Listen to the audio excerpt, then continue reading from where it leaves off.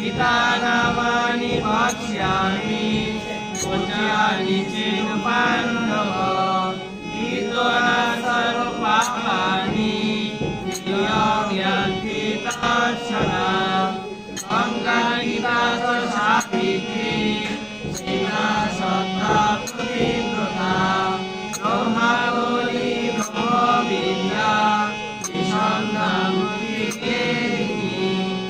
आत्मात्रा शिवानन्दा अमूर्ति भक्ति राशिनी वेदोत्तरी परानन्दा तत्त्वज्ञानमञ्जरी नित्यप्राणि जपे नित्य नरो निश्चलमानस ज्ञानं सिद्धिं लभेत् नित्यं तदान्ते परमं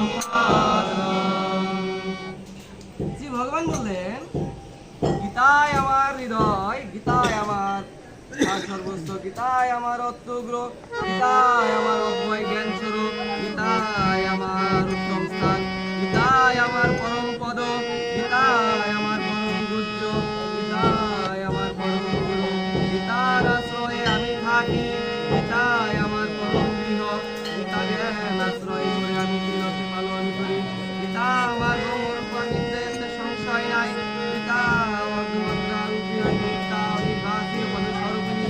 হে পাণ্ডব, আমি গীতার গুজ্জ নাম সমূহ বলছি, এই নাম সকল কীর্তন করলে তৎক্ষণাৎ সমস্ত পাপ বিনষ্ট হয়ে যায়।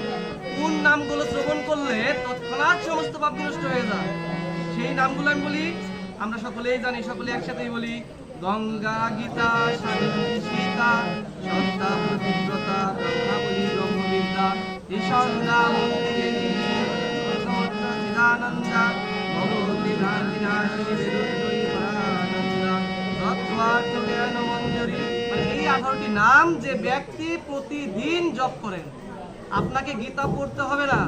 যদি এই গীতার 18টি নাম যদি আপনি প্রতিদিন স্নান করে আপনি যখন কি করেন, গুরুর দেওয়া যে নাম বা বীজ আপনারা জপ করেন, সেই জপের পরেই আপনি এই গীতার 18টি নাম জপ করবেন, তাহলে আপনার সমস্ত গীতা পাঠের সমান হয়ে যাবে।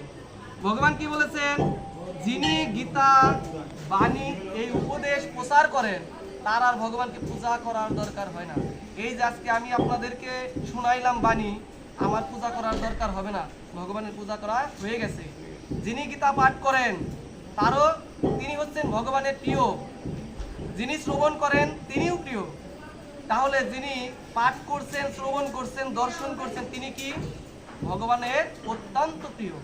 আপনি যদি গীতা স্পর্শ করেন, গীতা চোখ মিলে দেখেন, তাতে মানে যারা পড়তে পারে না তাদেরও পড়ার সমতুল্য হয়ে যাবে। এবং আপনি যদি পড়ার সক্ষম থাকেন অবশ্যই তখন আর স্পর্শ করলে কিন্তু হবে না। প্রতিদিন যদি আপনারা গৃহে গীতা পাঠ করেন, আপনার গৃহে কখনোই অশান্তি থাকবে না, কখনোই কোনো অভাব থাকবে না, আপনার সংসারে সর্বদাই ভগবান বিরাজ থাকবেন। হরি বল।